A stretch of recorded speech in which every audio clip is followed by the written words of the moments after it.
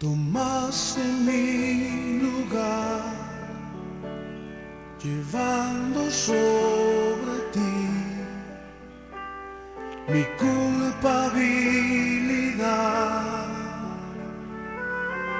No lo puedo imaginar, cómo fuiste a soportar el dolor de tus heridas, pues me amaste sin medida. Déjame hoy besar las heridas de tus manos y tus pies, las heridas que pecando provoqué. Déjame reclinar mi mejilla en tus espaldas y llorar por haberlas lacerado en mi maldad. No merecía tanto amor.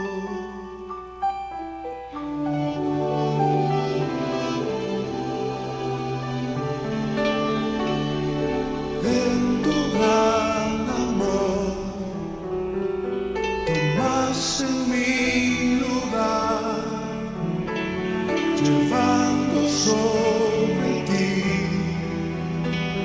mi culpabilidad.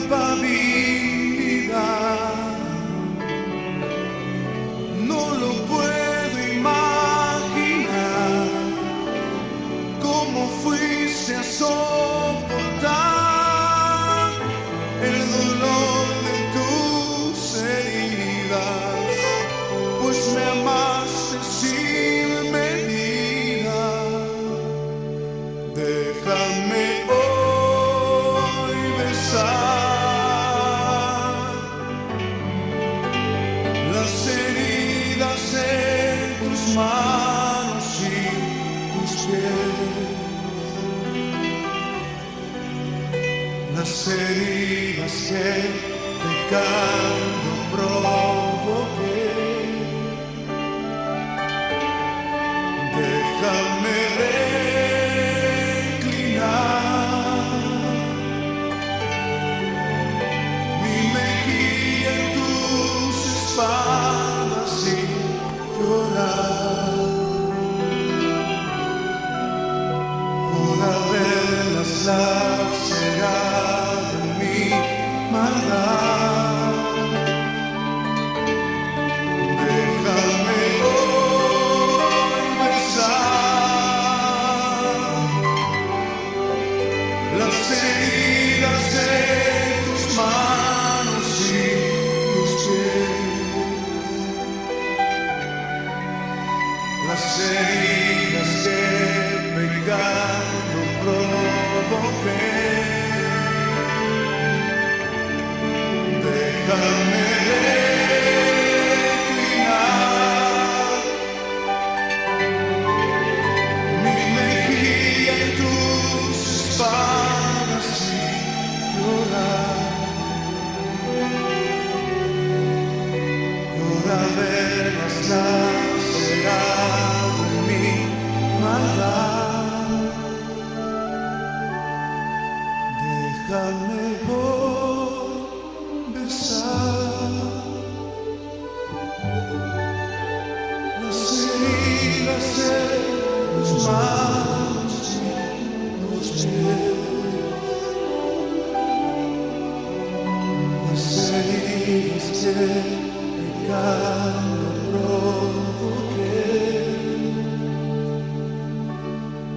Déjame reclinar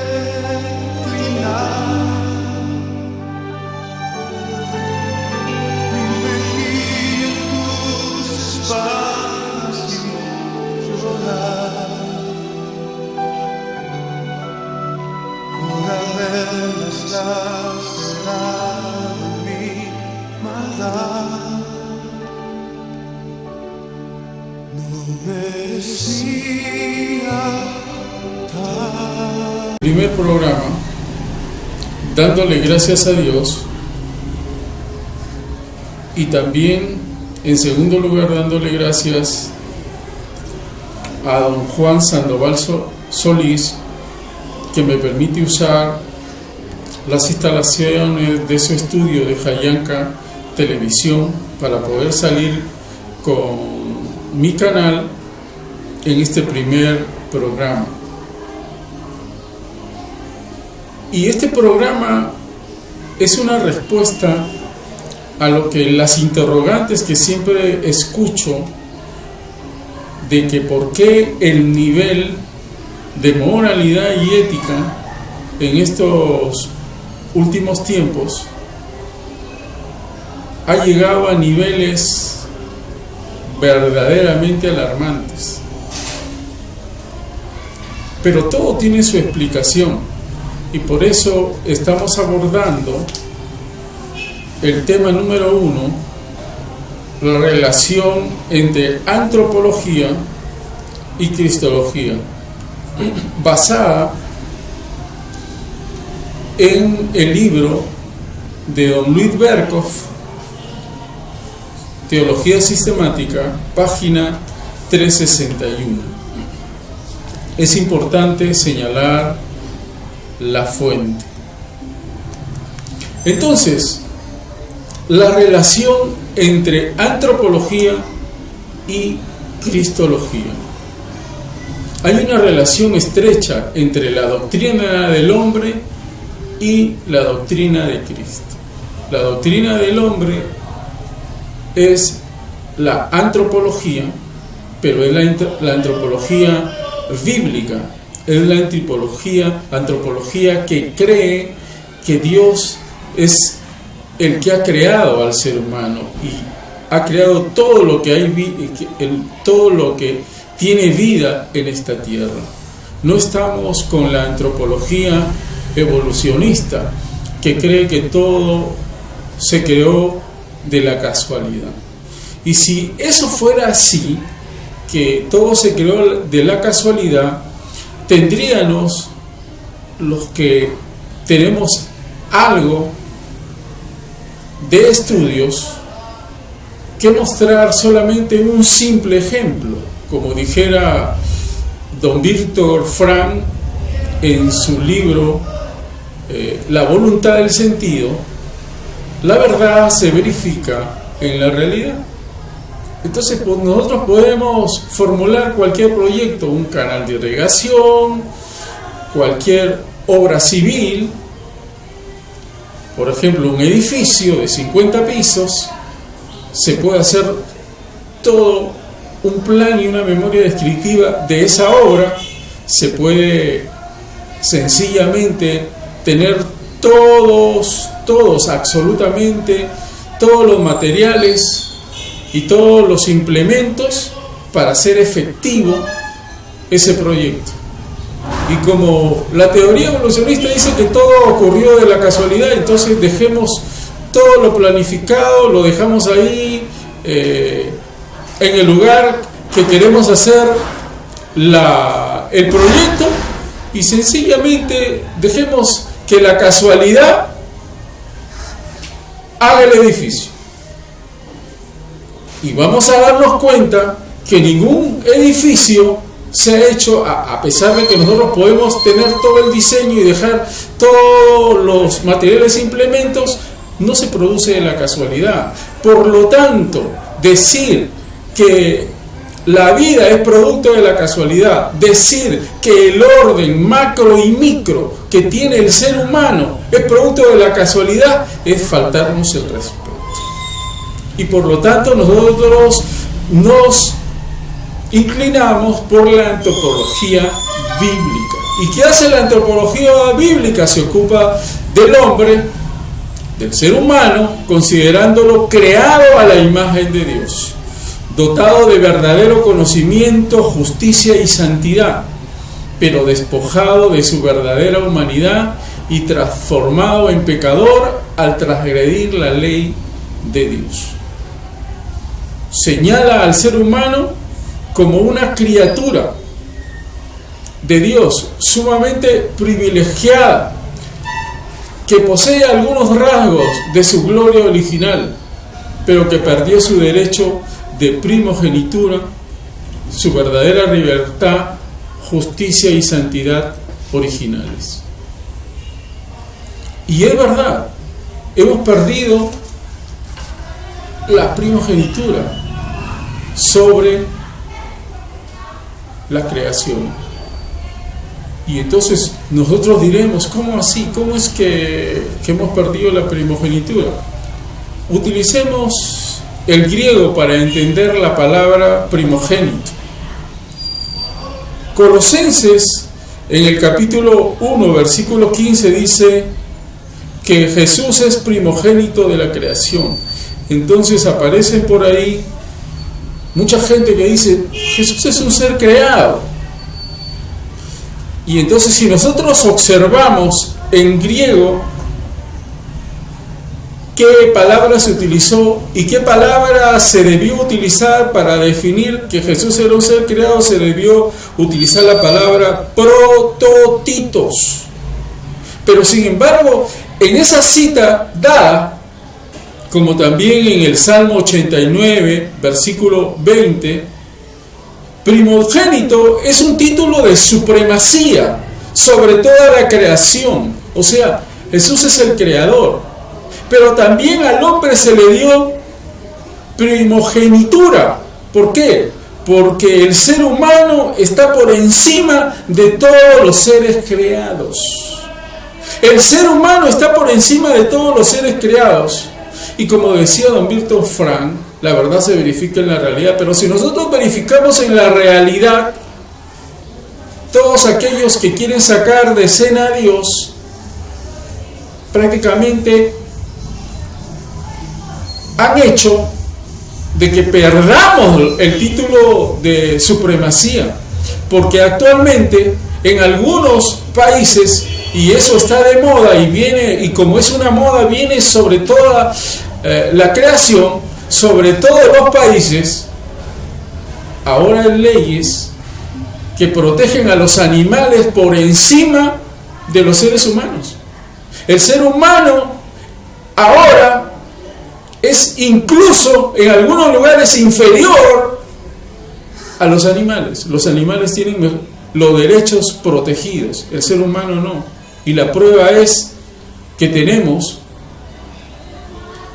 leyes en muchos lugares de la tierra que promueven el aborto. El ser humano ya perdió su primogenitura.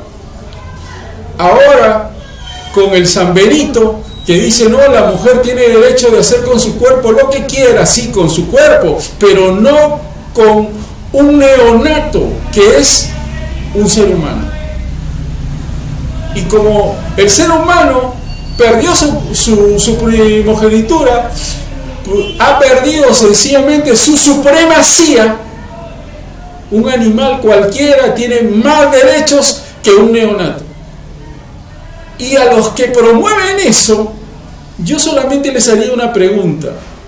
¿Le respetaron su proceso de gestación?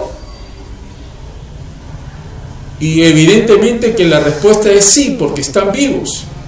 Entonces, por equivalencia de derecho, todos los seres humanos deberían sencillamente respetar la vida de un neonato. Pero sencillamente no se respeta la vida desde la concepción, no se respeta. Pero sin embargo, esas personas que promueven supuestamente estos derechos, no se ponen a pensar que a ellos sí les respetaron su proceso de gestación. Por lo tanto, esa es una evidencia, y podría ir mostrándoles muchas, que hemos perdido la supremacía sobre toda la creación. El ser humano debería estar, en teoría está, por encima de todo, ¿no? Tenemos una constitución, por ejemplo, en el Perú, que habla de que el objetivo es la persona humana, pero en la práctica no es así, ¿no es cierto? Porque las constituciones son letras muertas. Son letras muertas. Ahí en una constitución uno puede poner lo que quiera, pero en la práctica, en la realidad se verifica la verdad. Y sencillamente el ser humano no solamente ha perdido su primogenitura, sino también ha perdido su verdadera libertad. Porque nosotros, la verdadera libertad significa vivir en la verdad. Pero el ser humano ha optado en su gran mayoría en el mundo vivir en la mentira. Para el ser humano, la moralidad y la ética es situacional. Se han relativizado de tal forma que ahora a la mentira se le llama verdad y a la verdad se le cuestiona. Hemos perdido la verdadera libertad porque no vivimos en la verdad. Y no vivimos de acuerdo a la verdad. Y no consideramos sencillamente los valores absolutos. Los hemos relativizado. Pero no solamente se ha perdido primogenitura, se ha perdido la verdadera libertad, sino también la justicia. Jesús nos ha puesto bien claras las cosas en cuanto a la justicia. ¿Quieres equilibrio? Muy bien. Ama a tu prójimo como a ti mismo. Tú mismo te amas, así como tú te amas, ama al prójimo. Si ese principio se cumpliera en la práctica, no tendríamos ningún problema de justicia. Pero eso no lo practicamos, porque tampoco estamos en capacidad de hacerlo. Y luego lo vamos a mirar por qué. ¿Y qué otra cosa hemos perdido? Y la santidad. La santidad tiene que ver con vivir en un estándar de moralidad y de ética absoluta para Dios, porque somos su creación. Todo eso que son sencillamente verdades originales se han perdido. ¿Pero por qué se han perdido? ¿Qué dice la doctrina bíblica de la antropología bíblica? Que la doctrina dirige su atención en primer lugar al carácter del hombre como criatura, porque el hombre es una criatura de Dios. Eso es muy importante tenerlo presente. Y en segundo lugar, su pecaminosidad, que acentúa su distancia ética con Dios, y que ningún hombre y ni ningún ángel puede cerrar para acercarnos a Dios. Es evidente, hay que tenerlo presente. La brecha entre Dios y los hombres no la puede, o el ser humano no la puede cerrar ningún hombre ni ningún ángel para acercarnos a Dios. Y equivale definitivamente a un grito que pide el auxilio divino. Cuando un ser humano entiende esta verdad antropológica bíblica, entonces nos vamos a dar cuenta que no podemos tener contacto con Dios, porque Dios es espíritu y nosotros tenemos una naturaleza caída que sencillamente no puede comunicarse con Dios. Por eso que Jesús va a decir: Dios está buscando verdaderos adoradores que le adoren en espíritu y en verdad, porque previamente en el versículo anterior del 4:24 de San Juan ha dicho: Dios es espíritu. Entonces Dios es espíritu. Debemos tenerlo bien claro. Entonces, la antropología bíblica nos muestra la crisis real del ser humano. Entonces, mientras nosotros los seres humanos no aceptemos que estamos en crisis, mientras nosotros los seres humanos no sencillamente aceptemos que el problema somos nosotros, sencillamente no vamos a salir de este anillo, ¿no? de este círculo vicioso Y todos los días nosotros decimos, pero ¿por qué vivimos así? ¿Y por qué vivimos así? Porque hemos perdido nuestros derechos de primogenitura, de verdadera libertad, de justicia y santidad originales, que Dios creó al primer hombre. Ahora, yo hice hoy a todos mis contactos que tengo en WhatsApp, siempre, todos los días comparto un versículo bíblico. Y hoy día, yo, disculpe por hablar en primera persona, les compartí un versículo a todos mis contactos con los cuales tengo un acercamiento a través de los versículos bíblicos, y les compartí hoy día Romanos capítulo 5 versículo 19, pero no lo hice por casualidad, no, sino que tiene un objetivo, porque este estudio tiene un objetivo, y para que todos los contactos que les va a llegar este video sepan de que Romanos 5:19 nos dice: porque como por la desobediencia de un solo hombre muchos fueron constituidos pecadores, así también por la obediencia de uno muchos serán constituidos justos. O sea, ahí ya el apóstol Pablo está hablándonos de la antropología bíblica y de la cristología. Por uno entró el pecado, está hablando de la antropología bíblica, y por otro entró la solución, está hablando de la cristología. Entonces, como el ser humano no puede, como el ser humano no puede hacer esto, ¿no? Como el ser humano no puede acercarse a Dios, entonces Dios, sabiendo lo que tiene el ser humano, en el mismo momento que el ser humano transgrede la ley de Dios, Dios pone una solución. 3:15 de Génesis. Entonces la cristología es la respuesta a ese grito de auxilio divino. El ser humano tiene que pedirle ayuda a Dios, y entonces es la cristología. Ojo que no estoy hablando de cristianismo, estoy hablando de la cristología. Ya después, en estos días, va a aparecer en mi canal un video donde explico si somos cristianos o somos santos, si somos y fieles, si somos cristianos o somos adoradores de Dios, si somos cristianos o somos creyentes de la fe de Jesús. Eso se va a producir un estudio. Usted compártalo cuando lo produzca. Entonces, la cristología es la respuesta a ese grito. Nos presenta de ese grito libertario que le pide auxilio divino a Dios.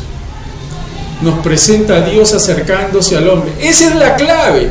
Dios se acerca al hombre, dado que el hombre no se puede acercar a Dios, porque Dios es espíritu. Y el hombre, en la condición de pecador, no puede tener comunicación con Dios. Necesita del Redentor, necesita de Cristo, Jesús el Cristo. Y entonces Dios provee ese acercamiento al ser humano. Le quita todas las barreras que separan a Dios y al hombre, mediante el cumplimiento de la condición de la ley en Cristo. Y este es otro punto importantísimo, porque nos han vendido y nos siguen vendiendo ¿no? Ojo, que cuando Dios se acerca al hombre, eso es fe, es la fe de Jesús. Dios diciendo eso dice: el que cree en el Hijo tiene vida eterna, pero el que rehúsa creer en el Hijo no verá la vida, sino que la ira de Dios estará sobre él. Hebreos 11:6 dice que sin fe es imposible agradar a Dios. Sin fe, no estamos hablando de religión. Cuando hablamos de fe en Dios, no hablamos de religión, porque la fe es Dios acercándose al hombre. La religión es el hombre acercándose a Dios, tratando de establecer una escalera hacia el cielo, y no va a llegar. ¿Por qué no va a llegar? Porque Dios es espíritu y el hombre está muerto espiritualmente por el pecado. Entonces Dios provee la única manera de comunicarse con el hombre, de acercarse al hombre, a través del Hijo, que es una figura, evidentemente, porque es Dios el que se hace hombre. Juan lo dice de esta manera en el principio del Verbo 1:1 de Juan: el Verbo era con Dios y el Verbo era Dios. Y en el 1:14 dice: y el Verbo se hizo carne y habitó entre nosotros. Está hablando del Hijo del hombre o del Hijo de Dios, como se presenta Jesús. Y vimos su gloria como del unigénito del Padre, lleno de gracia y verdad. Entonces, el cumplimiento de la ley en Cristo, el único que cumple todos los requisitos de la ley es Cristo, porque ningún ser humano lo pudo cumplir. Esa ley moral, esa ley ceremonial y esa ley civil que se instauró con Israel, teniendo al máximo profeta como fue, y legislador como fue Moisés, esa ley solo se cumple con Cristo.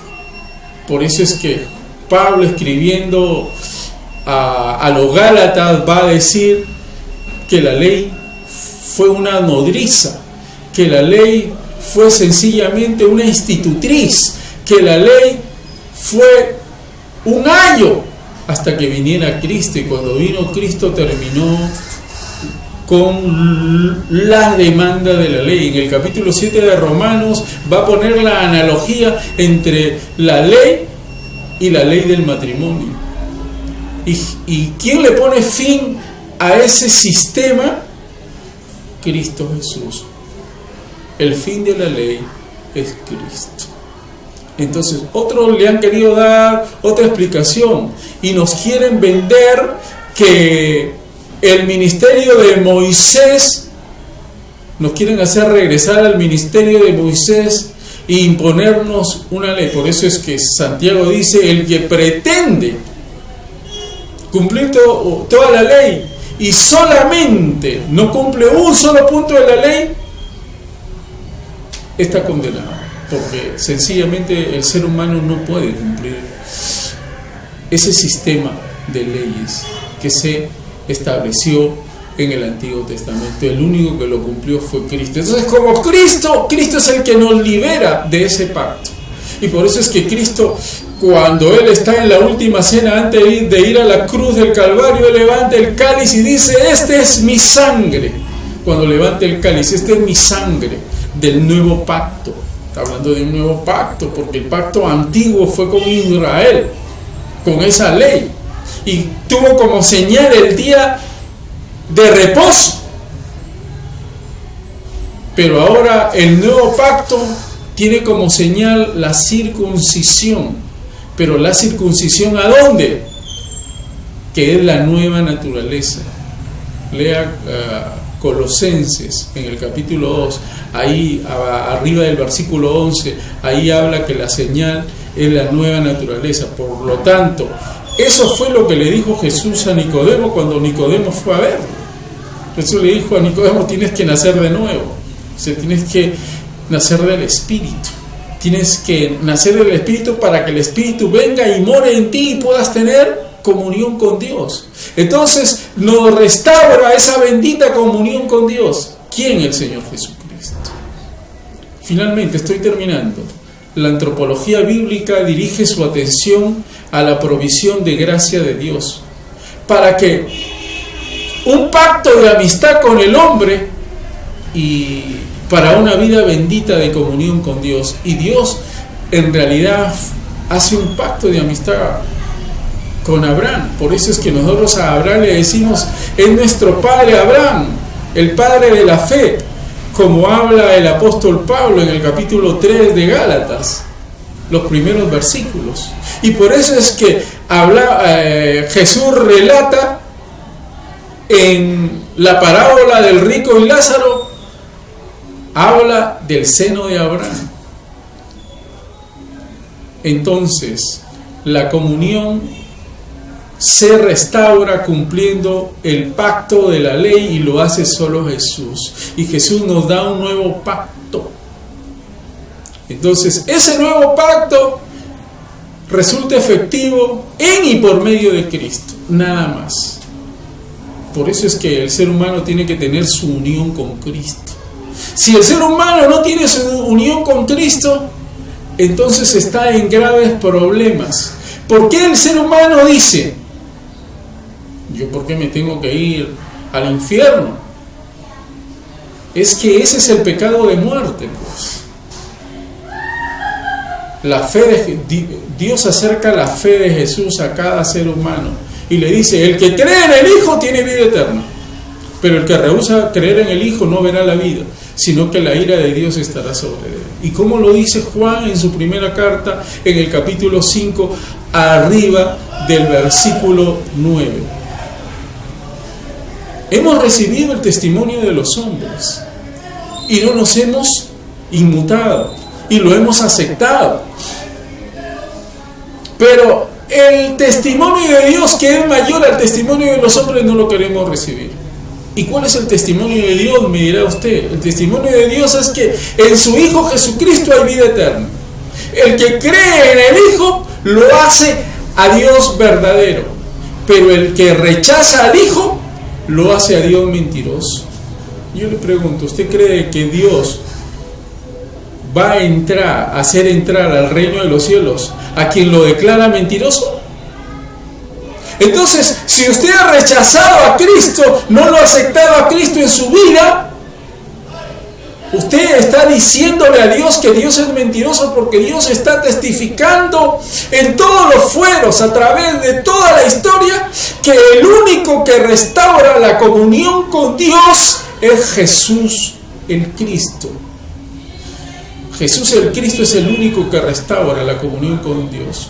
Jesús el Cristo es el único que nos da acceso a ser parte de la iglesia que Dios ha formado desde antes de la fundación del mundo, como dice el apóstol Pablo en el capítulo 1, escribiendo a los Efesios, desde el versículo 1 al versículo 4, en el capítulo 1.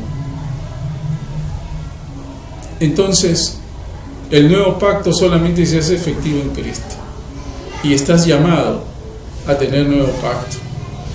Y yo cumplo contigo, con todos los que tengan que ver este video y hacia donde se difunda. Soy libre de tu sangre, como dice Pablo.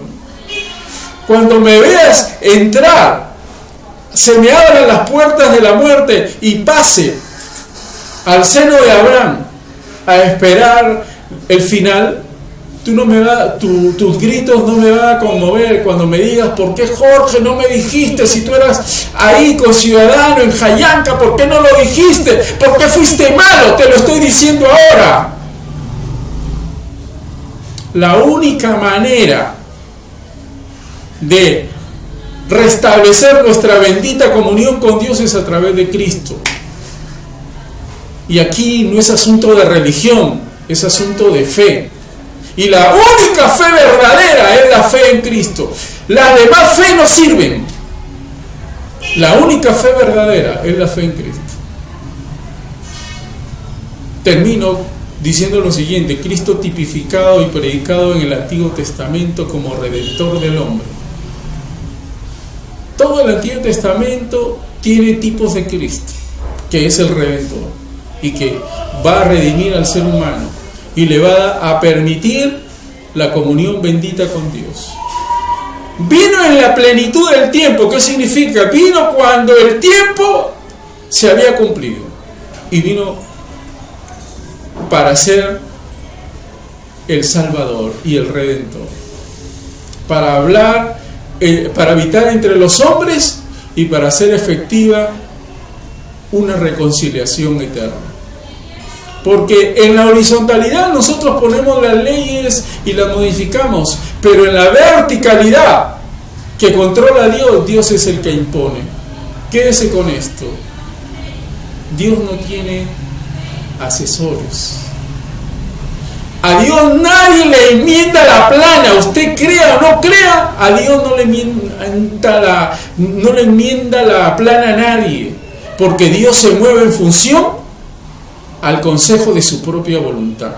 Eso lo encuentra en el capítulo 1 de la carta del apóstol Pablo a los Efesios. Y entonces, ¿cómo nos vamos a dar cuenta de que tenemos que salir de esta crisis? El único que nos hace salir de la crisis es Jesús, el Cristo. Quiero pedirle disculpas porque este video debió salir en directo, pero hemos tenido algunos problemas y por la gracia de Dios la próxima semana estaremos saliendo en directo desde los estudios de Jayanca Televisión y con un diálogo con don Juan Sandoval Solís, que es el periodista principal de esta estación. Que la gracia de Dios sea con cada uno de nosotros. Respuesta. Puedes ver otros estudios y suscribirte, porque ahí tengo ya subido toda la carta a los Efesios, que es la carta a la iglesia. Por favor, si usted no la ha visto, lea o mire esas lecciones, porque todos estamos llamados a ser santos. Este canal YouTube, Jorge Luis Purizaca Ruiz junto, así como aparece. Y también apoya, por favor, este ministerio. Y aquí sí voy a presentarte las citas de Proverbios 11, 24 y 25. Dice: hay quienes reparten y les es añadido más. Esa es la aritmética de Dios. Hay que repartir para ser añadidos más. Y hay quienes retienen más de lo que es justo, pero vienen a pobreza. La avaricia, lo que quiere decir el proverbista, trae pobreza más bien. El alma generosa será prosperada, y el que saciare, él también será saciado. Y hay que mirar también Gálatas, es una cita muy buena, Gálatas, en el capítulo número 6, miremos Gálatas en el capítulo 6, versículo del 6 al 9. El que es enseñado en la palabra, haga partícipe de toda cosa buena al que lo instruye. Si has sido bendecido por este estudio, haz lo que te dice la Escritura. No os engañéis, Dios no puede ser burlado, pues todo lo que el hombre sembrare, eso también segará. Por el que siembra para su carne, de la carne segará corrupción. Mas el que siembra para el Espíritu, del Espíritu segará vida eterna. No nos cansemos, pues, de hacer el bien, porque a su tiempo segaremos si no desmayamos. Que la gracia de Dios que las riquezas de la gracia de Dios nos continúen bendiciendo en todo.